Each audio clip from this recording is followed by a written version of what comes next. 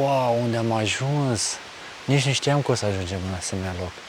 Acesta este un copac de 1000 de ani. Wow, hai să-l vedem și noi pe acest bătrân. Vă spun sincer, mă simt binecuvântat să pot să stau la umbra acestui gigant, acestui înțelept, acestui bătrân. Vă dați seama, 1000 de ani. Efectiv, simți că nimic nu te deranjează și că ești exact în locul în care ar fi trebuit să fii. De aici se îngroașă gluma.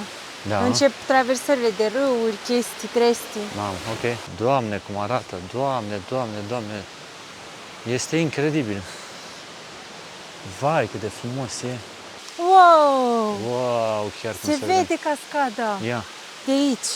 Salutare, oameni buni și frumoși! În această minunată zi, este a doua zi de Crăciun și nu prea am reușit noi să mâncăm cozonaci foarte mult și sarmale pe aici. Suntem light, să spunem așa, și am decis să ieșim la o tură de trekking. Iată că sunteți pe canalul Un an cu un Ghiozdan, un canal care se transformă ușor, ușor într-un canal pe lângă food travel, Da. și de trekking și de urcări, aventură prin natură. Deci pentru toți cei care sunt amatori de asemenea trasee, pseudomontane și mai ales prin junglă, cred că o să vă găsiți locul și voi alături de noi. Eu sunt Alex, alături de Iasmin. Suntem aici cu poezioara noastră, să vă spunem așa la început, înainte să dăm drumul la treabă. Asta este traseul pe care vom merge astăzi, se numește Pipeline, pentru că am înțeles că merge de-a lungul unei țevi și de fapt noi ceea ce căutăm în acest traseu este aventura zilei, sunt chețalii. De aici putem să facem și gluma cu ola chetal, ar fi ora chețal. Deci ola chețal, sperăm să găsim aceste păsări minunate, care sunt și peste tot prezente aici în comunitate. Și da, deci o luăm într-acolo. Și cascada escondidă. Ok. Dacă vă place ceea ce vedeți în vlogurile noastre, nu uitați să apăsați butonul la roșu de subscribe. Ne ajută tare mult, este gratuit să vă abonați la canalul nostru și ne ajută și un like din partea voastră pentru a putea împinge algoritmul să ajungem la și mai mulți oameni frumoși, așa ca și voi. Hai să-i dăm drumul. Ce să mai, traseul, din câte am înțeles, se prezintă a fi mediu, nu? Nu e un traseu prea complicat din ce ai citit. Da, doar partea cu cascada la final, ce că e. Da? Ok, vedem ce ne rezervă. Ne-am echipat corespunzător. Întotdeauna când mergeți la trekking, e recomandat să aveți niște încălțări pe care vă puteți baza. În parc vom plăti o mică taxă la o localnică. Am înțeles că se practică acest sistem. Și e localnică cu un copilaj micuț care sunt... E și gravidă. Deși însărcinată, da, aici... Clasic. Din câte ne-am interesat, în comunitatea locală este foarte normal să începi să faci copilaj de pe la 14-15 ani, poate chiar și mai devreme. Și cam asta am înțeles, am vorbit cu câțiva localnici pe aici. Filozofia este, mai întâi faci copii, apoi vezi tu. Vezi ce se întâmplă. Mă refer aici și cu partenerul de viață, dacă e ok sau nu. Deci la ei principiul ăsta e, la 14-15 faci 1, 2, 3, 4, 5 copii, apoi viața merge înainte. Nu știu dacă e o filozofie de viață prea ancorată în vremurile noastre, dar așa se trăiește aici și asta e interesant. Să vedem toate aceste desfășurări. Cum e, Iasmin? Te și semnezi, lași și un autograf acolo? Uitați-vă, da, ce simpatic asta, încă ce cizme are. Și deci e un fel de registru aici, unde ne semnăm ca să se știe cine a intrat prin parc și cine iese. Că și asta e o chestie. Doamne ferește. Uitați. Apa, jungla și casa chetalilor. Ok. Hello. Ok, gracias. Ok, gracias. Bye. Deci ce ți-a zis doamna, când ieșim Când trebuie să semnăm că cred că da. am ieșit. Dar totuși de aia, vezi că aici scrie private property, deci intrăm iarăși prin grădinile localnicilor pentru a vizita pipeline-ul. Până începe să ni se arate partea de junglă și de traseu, ne bucurăm de tot peisajul ăsta superb pe care îl putem vedea așa la limita junglei. Doamne, cât de frumos e și cât de mult oxigen aici. Pe noi ne bucurăm totdeauna aceste ieșiri în natură, să respirăm aerul ăsta curat. În altă ordine de idei, trebuie să vă spun că aici, undeva în direcția aceasta, mult înainte, este un... Nu mult înainte. Cât de mult? Nu știu, e aici aproape, în localitatea noastră. Deci în localitate, dar mers pe jos, să spunem așa, am înțeles că e ceva de urcat. Deci în direcția asta, ca idee, este un vulcan adormit, sperăm noi, în perioada în care suntem aici, dar activ din punct de vedere al clasificării. Vulcanul se numește Baru, are o înălțime de vreo 3400 de metri. E cel mai înalt munte din Panama. Este cel mai înalt munte din Panama, iată o informație pe care aproape uitasem. Deci cel mai înalt munte din Panama și Baru am înțeles că unul, se poate vizita, dar e ceva de urcat, și doi, erupe undeva cam la 400 de ani. Bine, nu se știe asta în calculație, am zis că dacă a erupt ultima dată acum 400 de ani și în ultimii 1600 de ani a erupt de 4 ori, am zis și eu că ar putea erupe la 400 de ani. Bun, deci are o cadență de erupere undeva la 400 de ani, deci n-a mai erupt de 400 de ani și da, e un vulcan activ. Deci asta e foarte frumos, să explorăm diverse zone ale lumii prin junglele astea așa nebune și să știi că undeva în zare este și un vulcan activ care n-a mai erupt de 400 de ani. Da, e foarte liniștitor. Este ceva tanza. Păi bine, le bazăm și noi că viața noastră pe aici și tranzitul nostru este o picătură într-un ocean, nici măcar atât. Dar e bine de știut, deci dacă vreți să vă urcați și pe vulcan, se poate și am înțeles că e o experiență interesantă. Traseul prezintă mare avantaj că se desfășoară în foarte mare parte pe la umbră și efectiv parcă merge așa pe o cărare bine bătută și uiți așa de jur împrejur și pică jumla pe tine. Foarte plăcut aspectul și ne tot uităm să vedem chețalii. Și maimuțe. Și maimuțe și leneși. Sperăm, Numai că natura, să știți că nu e ca la grădina zoo. Adică trebuie să te uiți, să vezi. Trebuie să te uiți foarte atent. Poate fi chiar aici ceva lângă noi și să ne dăm seama. Exact. Poate fi ceva aici lângă noi și să ne dăm seama. Pentru că, în general, natura este discretă, este elegantă, animalele, în general, sunt timide. Da? Și camuflate. Și camuflate. Deci te uiți așa în cadrul ăsta și oriunde acolo ceva poate fi și trebuie să te uiți atent ca să vezi. Deci, partea aceasta de urcare și de ieșire în natură nouă ne place foarte mult, pentru că te și ancorează foarte mult în a fi prezent, în a vedea, în a pătrunde, în a înțelege. Da? Deci nu este așa o ieșire în care țaca-paca, treci pur și simplu și ce-o fi, o fi. Și nouă ne place, e ca un fel de, cum am spus noi, meditație, așa, un fel de mantră. Când mergi, te uiți pe la frunze, te uiți pe la pietre, îți repeți în gând niște chestii frumoase, mergi, te uiți împrejur, te conectezi cu natura și ai o stare de bine.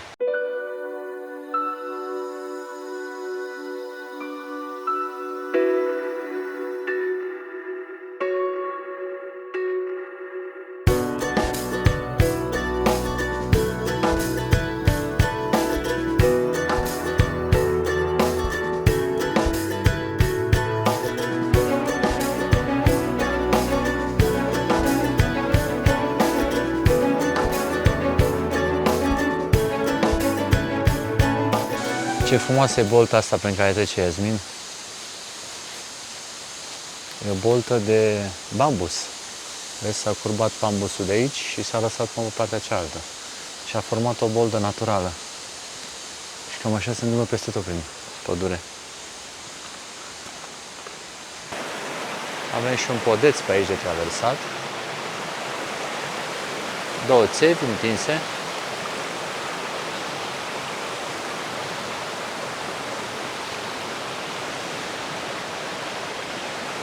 Ai reușit?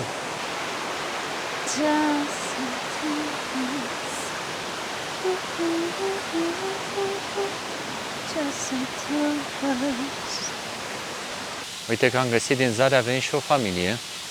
Ce tare, au făcut trekking pe explorare. Hola! Hola! ¿Sí? Si continúas, hay un signo de recorrido del quetzal y ahí hemos visto... Ah, the sign? Okay. Yeah, there's a sign. So you cross the bridge 1 more kilometers, and then on the left there's a sign, and they were sitting there. Wow! Wow, It you're was so like lucky. put Okay. it. Enjoy your thank you. day. Thank you. Hola. Thank you. Deci, uite ce frumos. Deci era un semn cu chețalii și era fix acolo. Deci zici că a făcut invențiunea pasărea. Da, dar ai văzut ce fain era. Familia asta parcă erau din filme, așa. Ei nu știau că eu vorbesc și în spaniolă și în engleză și eu le-am zis si și facea si și a început să-mi explice în spaniolă și după îi zic eu în engleză și a început să-mi vorbească în engleză. Ei vorbeau engleză, știi? Dacă vorbeai în germană, începeau în germană și așa mai departe. Uite, mai vin o... Mamă, dar ce frumos arată toată imaginea asta așa în zare, cum vin oamenii și poteca în sine. Zici că ești în platou de filmare. Ne lăsăm copleșiți de emoțiile frumoase pe care le trăim aici. Este un traseu, parcă zici că e făcut, nu știu cum vreau să vă spun eu, din filmele alea cu hobbits, cu, nu știu. Din basme. Deci ceva, merge așa pe un traseu super curat, în stânga auzi râul, înainte poate vezi deja chețalii, cum a spus și doamna aceea că a văzut la semn, și ai un feeling ăsta așa de liniște, de pace, de frumusețe, de natură, vremea e perfectă, nu e nici cald, nici frig. Efectiv simți că nimic nu te deranjează și că ești exact în locul în care ai fi trebuit să fii. În a doua zi de Crăciun. Ne place. Aici în față și Iasmin filmează, ai senzația că gata, s-a închis poteca. Și ia uitați-vă cum se deschide din nou. Vai, deci traseul ăsta a intrat în top 3 traseele mele preferate. Deci dacă veniți aici în Panama, lăsați orașul și luați-o pe cără de munte. Chiar este o țară foarte, foarte neexplorată. Și nu sunt turiști, nu nimeni pe aici. Sunt numai noi. Deci aici suntem la semnul unde ni s-a spus că ar putea fi...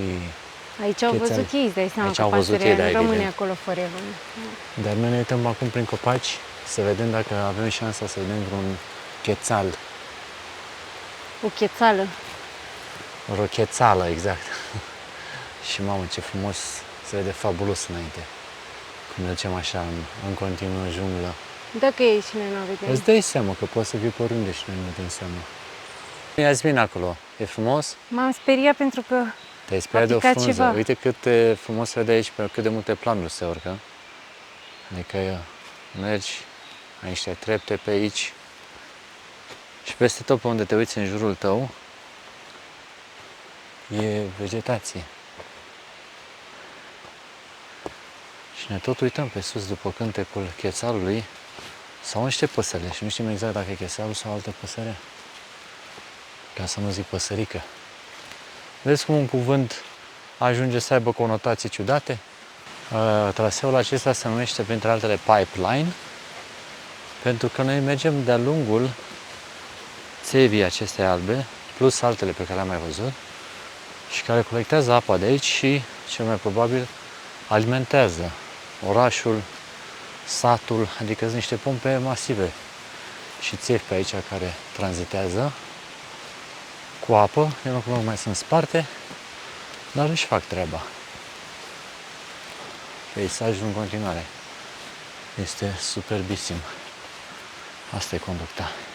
Wow, unde am ajuns! Nici nu știam că o să ajungem în asemenea loc. Acesta este un copac de 1000 de ani. Wow, hai să-l vedem și noi pe acest bătrân. Știi că am mai văzut un copac așa bătrân în Bali, care avea 700 și ceva de ani. Doamne, cum arată! Vai, cât de frumos e! Incredibil! Ia uite-te, Iasmin, ce ne dă aici natura, ce ne-a dat ochilor să vadă. Deci aici este copacul de 1000 de ani. Incredibil, ce frumos este! Și ce rădăcini are, uite-te la el! Vai! Cum să vină oamenii și să taie așa ceva? În anumite păduri se întâmplă asemenea tâmpenii, că oamenii taie și copacii foarte vechi. 1000 de ani. Incredibil. Uitam acum câte plante își găsesc, să zicem așa, să-și facă casă în acest copac. Adică el efectiv a devenit un ecosistem în sine și o să dăm și o tură un pic împrejurul lui, o să trebuiască să fie un pic atent pe aici, să nu fie guange, șerpi sau alte acareturi. Mamă, ce frumos arată! Wow! 1000 de ani, aproximativ, da? Wow, ce frumusețe!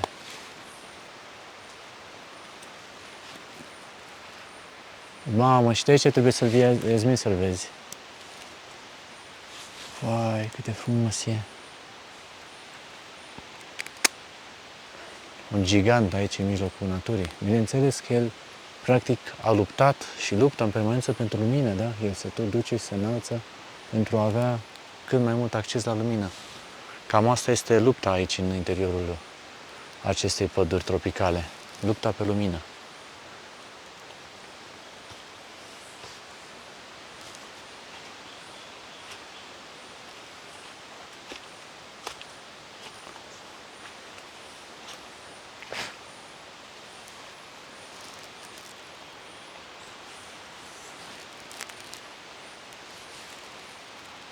Mama mia, cum arată!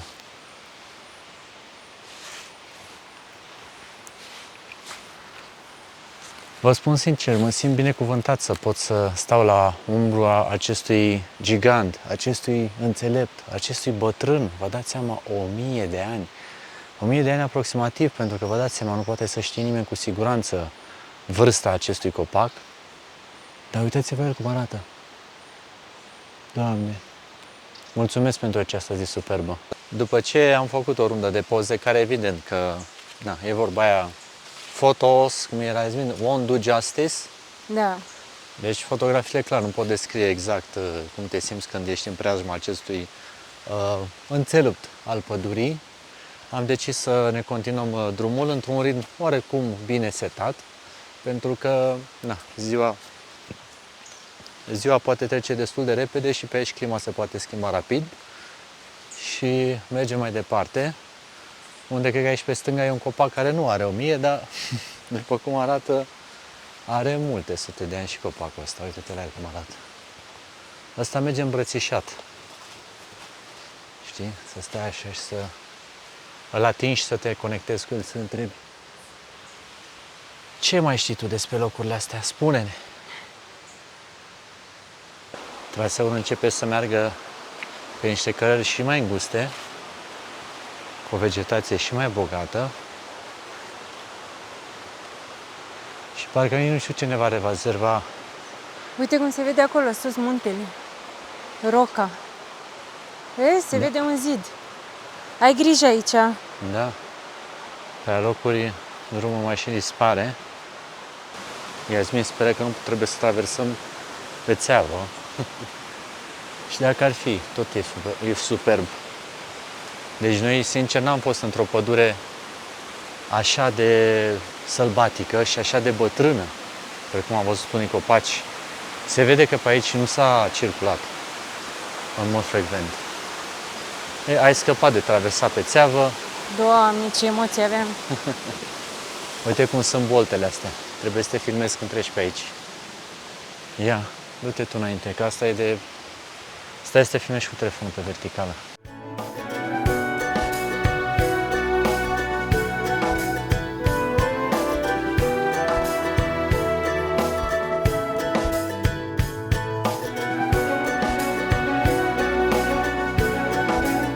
Și ca totul să fie perfect, a intrat și un fluture în filmare.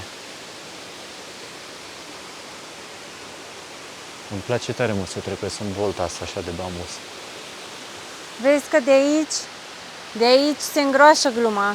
Da. Încep traversările de râuri, chestii. Mamă, ok. Hai să băgăm aparatul bine. Da. Da, traseul începe să fie din ce în ce mai frumos. Pe aici Eu nu începem înțeleg să ce trebuie să fac aici, sincer. Trebuie să treci prin râu. Și tu cum o să treci cu o mână? Nu ți lege la gât? Hai că văd.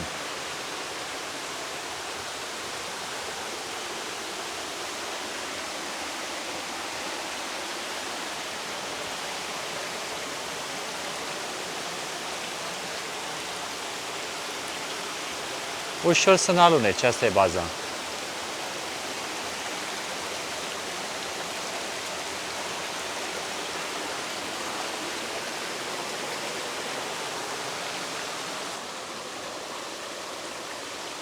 Doamne! La piatra aia aveți să nu alunece, ușor. Hai.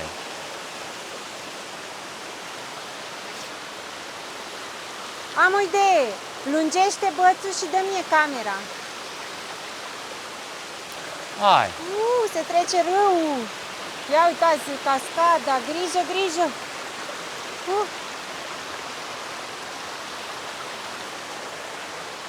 Gazela. Te-a mușcat ceva de cap! Uite o cascadă acolo. Traseul de aici începe să fie un pic mai provocator, nu foarte, doar un pic, în sensul că... Eu am început să fac zgomotele, semn că devine mai dificil, eu fac Da. Așa, deci când auziți pe Iasmin că face h, înseamnă că e puțin mai greu. mamă, de ce tare se arată traseul. Wow! Cât de frumos! Stai să-ți fac o poză aici, că e minunat ce aici. Doar ridici aparatul foto și iese spectacol. Traseul, v-am spus, începe să devină mixt, însă... Se mișcă lemnul ăsta, ai grijă. Aha. Doamne, cum arată! Doamne, Doamne, Doamne! Este incredibil! Vai, cât de frumos e! În valea asta suntem înconjurați de cascade. E o cascadă micuță acolo. De aici se aude alt râu.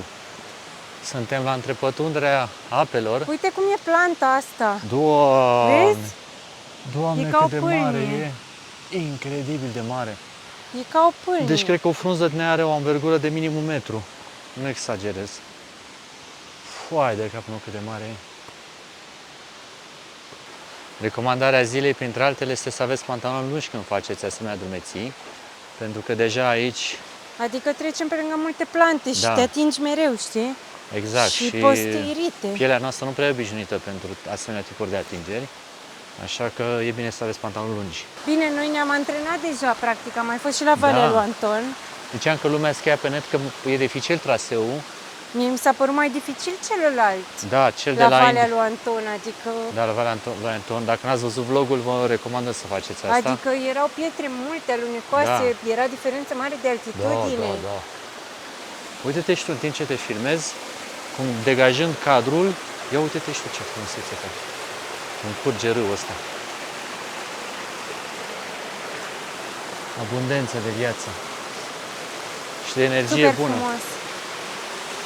Aici e un O loc, zi pe cinste. o zi pe cinste și o zi în care simți că energia locului e una fabuloasă.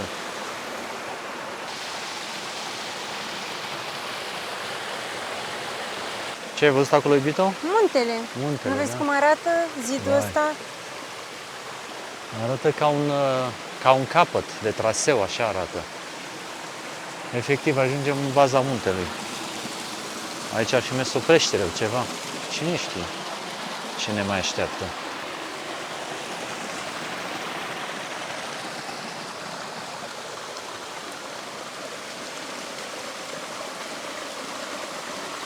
Mai avem o mică trecere prin apă.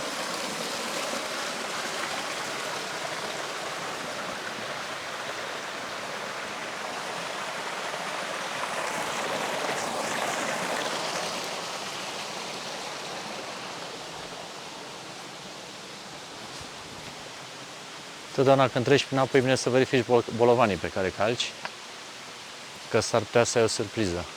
Ai grijă la nămol. E lejer, e lejer. Wow! Wow, chiar cum Se vede cascada Ia. de aici. Mamă, ce frumoasă e. Vine chiar de pe muntele ăla. Da. E incredibil ce frumoasă e. Aici poți să-mi faci o poză, oare se vede? Da, sigur că da. Pe ăsta și cu cascada în spate. Ia să vedem. Vine imediat și gazela. Mă uitam ce spectaculoase sunt și... Ok. Aia se mișcă. Am înțeles. Mă uitam ce spectaculoase sunt și pietrele astea de pe aici. Se vede că se întâmplă ceva activități vulcanice în zone. Pentru că, da, au cam aterizat. Wow, ce tare, și aici o poză, ia.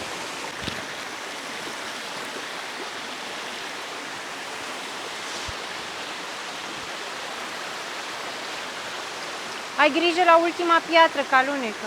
Nu alunecă, se mișcă.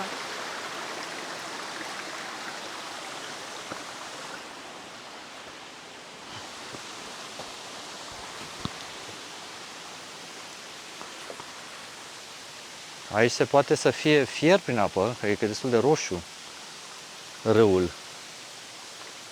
Să fie bogată în fier această apică.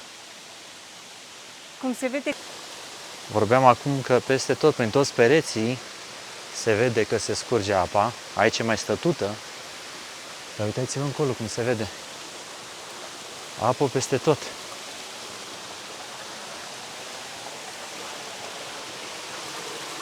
Vai, cât de frumos e. Incredibil.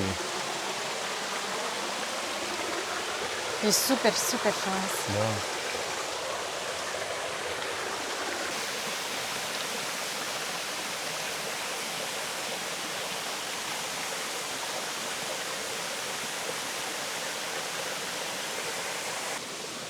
Spunem așa niște gânduri la cald aici, de la baza acestei cascade, și ne bucurăm din tot sufletul că Bunul Dumnezeu ne-a binecuvântat cu așa zi superbă, în care natura ne-a arătat tot ce are ea mai frumos.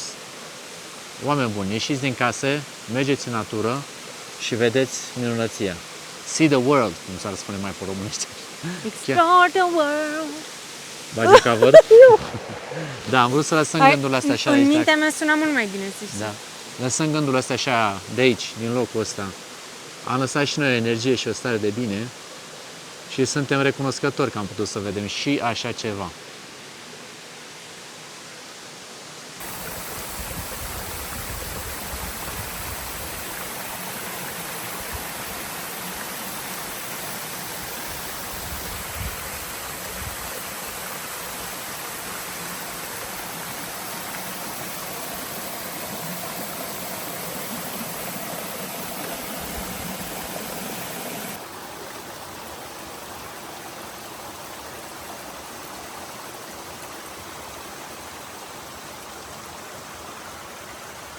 Dar tu nu ziceai nimic. Deci, eu te-am văzut pe jos, întins acolo și tu nu spuneai nimic. M-am tăvălit un pic mai devreme. Credeai că nu o să te prind. Voiai să te scuturi și să pară că nu s-a întâmplat. Am trecut pe sub niște bușteni din aia și m-am prăvălit un pic pentru că eu mereu sunt cu camera asta, o țin în mână. Și mi s-a blocat un picior și m-am tăvălit un pic. Dar nimic serios, adică a fost mai mult hilar cum am picat eu în reluare ca să nu pic pe echipamente. Și era și nămol acolo. Era și nămol, dar totuși...